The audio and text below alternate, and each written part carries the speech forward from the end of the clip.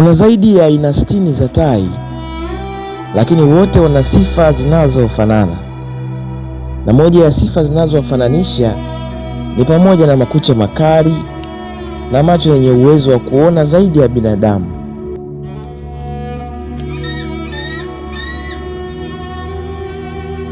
Ni moja ya ndege wanaoheshimika zaidi duniani kutokana na nguvu pamoja na kasi yake. Amekuwa akiitwa mfalme wa anga kwa sababu ana uwezo wa kuruka juu sana kuliko ndege wengine na kuwinda mawindo kwa ustadi mkubwa.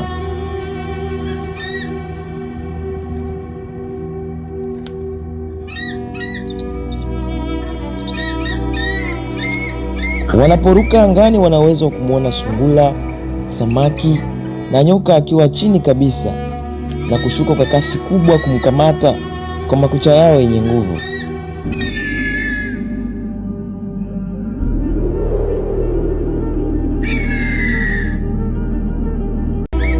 Katika maisha yao, tai hujenga viota vikubwa juu ya milima au miti mirefu na kulinda mayai na watoto wao dhidi ya maadui.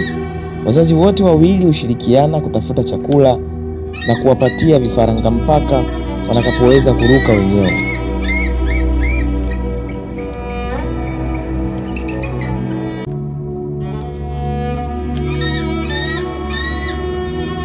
Tunapomzungumzia tai, ni ishara ya ujasiri, uhuru na ushindi katika tamaduni nyingi duniani. Ndiyo maana nchi kadhaa kama vile Marekani hutumia picha ya tai kama nembo ya taifa kuonyesha nguvu kazi na mamlaka.